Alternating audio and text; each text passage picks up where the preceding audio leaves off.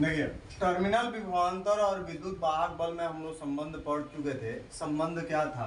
तो आपका V बराबर E माइनस आई आर था। ठीक है, अब इसी पर एक रिलेशन पूछता है, धारा और विद्युत वाहक बल और प्रतिरोध और आंतरिक प्रतिरोध में संबंध क्या होता है। तो इस पर हमें रिलेशन निकालना है, जिस पर हमें देखिए सिलेबस में तो ये रियर केस में पूछता है, इस पर सवाल ही अक्सर पूछते हैं। ठीक है, तो ये तो हम पढ़ चुके हैं पिछले वीडियो में और सिलेबस में पढ़ा चुके हैं। V बराबर E माइनस आई आर होता है। अब इसी से रिलेटेड हमें जो है इस पे सवाल पूछता है, तो इसके लिए हम नोट पढ़ते हैं। और वह नोट क्या है? तो धारा विद्युत वाहक बल मतलब वैद्युत धारा और क्या विद्युत वाहक बल, उसके बाद प्रतिरोध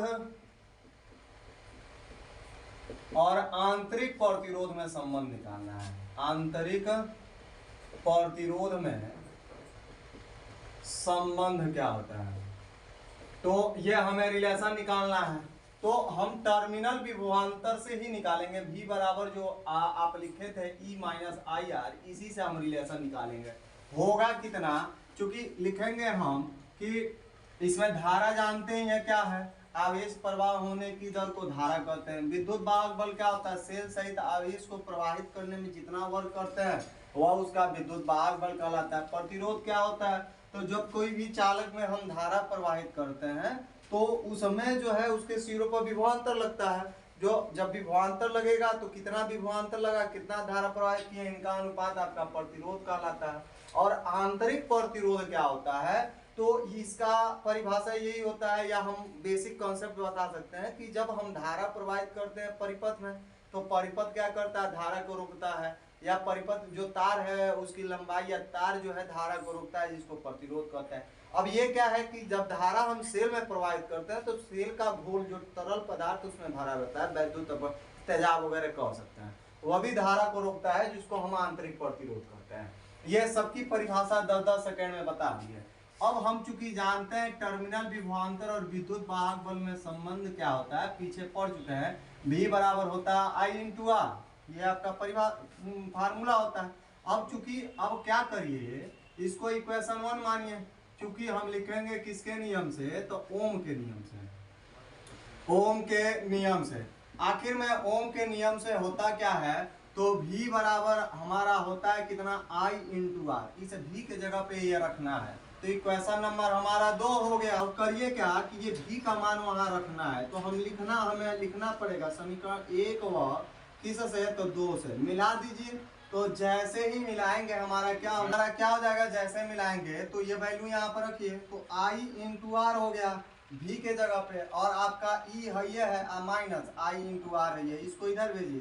तो I इंटू आर ये इधर आएगा तो प्लस हो जाएगा आई आर बराबर आपका क्या हो जाएगा? E। दोनों में कॉमन क्या है? तो कॉमन हमारा I है, I जैसे निकालेंगे तो R प्लस स्मॉल r हो जाएगा, I ये बराबर हो जाएगा E। तो अगर I हम निकालते हैं तो E बट्टे क्या हो जाता है? R प्लस स्मॉल r हो जाता है, जो जिसको हम कह सकते हैं हमारा क्या है? प्रवाहित धारा है। ठीक है, बस नॉर्मल से देखिए, आप ओम नियम जानते हैं। ओम का नियम क्या कहता है? तो V बराबर होता है हमारा I इंटू आर।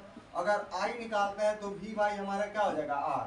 ठीक है, अब देखिए यहाँ V के जगह पे जब हम सेल की बात करते हैं तो V के जगह पर विद्युत वाहक बल E हो जाता है, और प्रतिरोध के जगह पे 2। जैसे ये मान लीजिए आपका सेल है, ठीक है, तो इस सेल को अगर हम तार से जोड़ते हैं परिपथ के लिए तो इसमें 2 काम होगा। एक तो इसका अंदर का प्रतिरोध होगा जिसको R कहते हैं, और एक प्रतिरोध जो होगा ये परिपथ का होगा जिसको हम कैपिटल R लिखते हैं। तो 2 प्रतिरोध हुआ, वो भी सीरीज में है। तो E हो गया हमारा V के जगह पे, R के जगह पर capital R plus small r लिखते हैं, जिसको हम टोटल प्रतिरोध कहेंगे। तो बाह्य परिपथ का हो जाएगा, एगो क्या हो जाएगा? आंतरिक प्रतिरोध का हो जाएगा। ठीक है, देखिए क्या किया हमने, क्या किया? वैद्युत धारा, विद्युत वाहक बल, प्रतिरोध और आंतरिक प्रतिरोध में हम संबंध निकाले हैं। तो कैसे निकालेंगे? सबसे पहले आपको ये याद करना पड़ेगा टर्मिनल विभवांतर और विद्युत वाहक बल में संबंध क्या होता है। तो आपका V बराबर E माइनस आई आर होता है। ओम के नियम से V बराबर हमारा होता है I इंटू आर। ये V का मान जो I इंटू आर है यहाँ पुट करिए, पुट करेंगे हमारा यह हो गया। यहाँ से हम क्या करें, ये आई है इसके साथ कर दिए, ये हो गया, दोनों में आई कॉमन ले लेंगे तो हमारा क्या हो जाएगा आर प्लस स्मॉल आर। अगर आई निकालते हैं तो ये उधर जाता है, डिवाइड हो जाता है। ये कहाँ से आता है इसको भी हम, अगर ये नहीं जानते हैं, हम बेसिक जानना चाहते हैं कि ये अगर ये सही है कि नहीं है ये फार्मूला, तो हमें करना क्या है, v बराबर आई इंटू आर होता है, ओम के नियम से आई निकालिए तो v बाई आर होगा। v के जगह पे हमारा विद्युत वाहक बल होगा क्योंकि सेल के लिए, और दूसरी चीज आर के जगह पर 2 आर होगा, एक बाह्य परिपथ का एक आंतरिक, क्योंकि सेल का घोल भी रोकेगा आप परिपथ में भी, तो दोनों सीरीजम है, इन दोनों को जोड़ लीजिए, आर के जगह ये पुट कर दीजिए, आपका आंसर हो गया। उम्मीद करते हैं आपको समझ में आई होगी, समझ में आई तो लाइक जरूर करिए और शेयर और सब्सक्राइब भी जरूर करिएगा। ठीक है, धन्यवाद।